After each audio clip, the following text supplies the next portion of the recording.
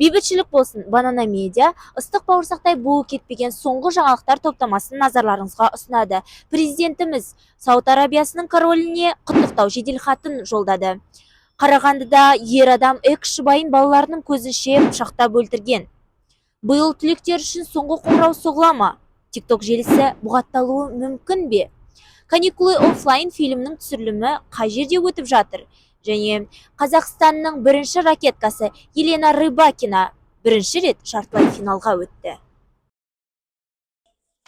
30 жылдық. Биыл 30 жылдық тек МНУ қабырғасында ғана емес, сонымен бірге Қазақстан мен Сауд Арабиясындағы дипломатиялық қарым-қатынасқа 30 жыл толды. Осыған орай 30 сәуір күні мемлекет басшысы Қасым-Жомарт Тоқаев Сауд Арабиясының королі Сальман бен Абделазиз Аль Саудқа мынадай мағынада жеделхат жолдаған болатын.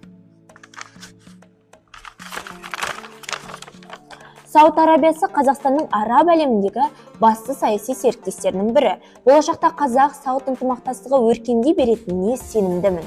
Өз тарапымнан халықтарымыздың игілігі жолында елімізбен жан-жақты қарым-қатынасымызды одан әрі тереңдетуде сізбен бірлесе күш-жігер жұмылдыруға әрдайым дайынмын дейді. Жоқ, бұл жолы әңгіменің төркіні Бишімбаевтың соты емес, бірақ тағы да әйел құқығы қорланып, оған зорлық-зомбылық фактісі көрсетілген кісі өлімі. Қарағандыда ер адам 52 жастағы экс жұбайын балаларының көзінше қатыгездікпен пышақтап өлтірген. Бұл туралы қоғам қайраткері әрі құқық қорғаушы Серік Беркамылов кісі өлімінің 25 сәуір күні болғандығы туралы айтады. Әйелімен ажырасқанына 10 жылдан астам уақыт өтсе де, күдікті ер адам әйелінің отбасының соңынан қалмаған. Үлкен қызы 16 жаста, ұлы 14 жаста.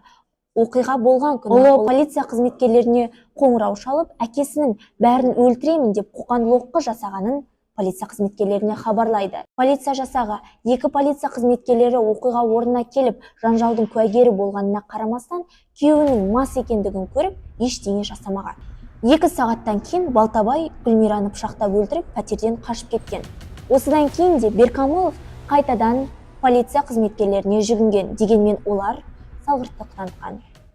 Осыған дейін мемлекет басшысы Қасым-Жомарт Тоқаев Кемелұлы әйелдердің құқығы мен балалардың қауіпсіздігін қамтамасыз ету мәселесі бойынша заңға қол қойған болатын.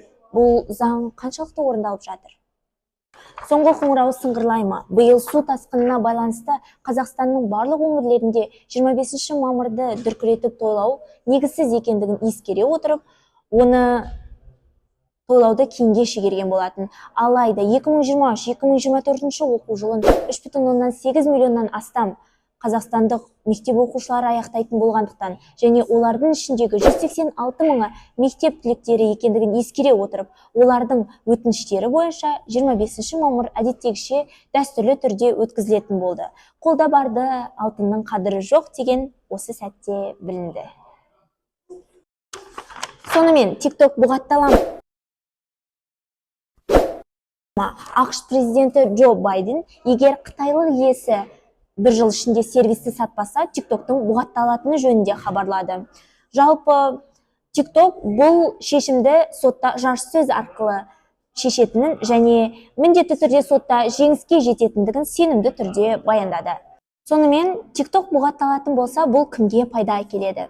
Бірінші кезекте Instagram мен Facebook'ты иеленетін Metaға, ал YouTube'ты иеленетін Google компаниясына бұл өте тиімді. Ал Қазақстанда TikTok бұғатталуы мүмкін бе? Сенат отырысында депутат Алишер Сатыбалдиев үкімет басшысына осы туралы сауал жолдаған болатын. Ол өзінің сауалында TikTok балалардың тәрбиесіне кері әсерін береді деген болатын. Оның сауалына жауап ретінде 22 сәуір күні Мәдениет және ақпарат министрі Аида Балаева TikTok платформасын бұғаттау жөнінде істің қаралып жатқанын баяндады. Каникулы оффлайн фильмі биыл қайда түсірілмек?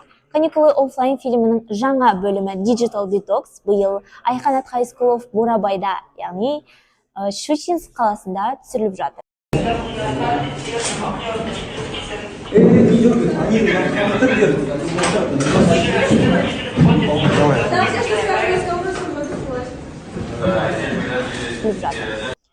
2023 жылы Айқанат комьюнити форумында каникулы офлайн фильмнің директоры мен Айқанат қорының басшылығы Айдын Рахимбаев осы туралы келіссөз жүргізген болатын. Сонымен жақында жарыққа 6 сериядан тұратын каникулы офлайн фильмнің жаңа нұсқасы көрермен назарына ұсынбақ.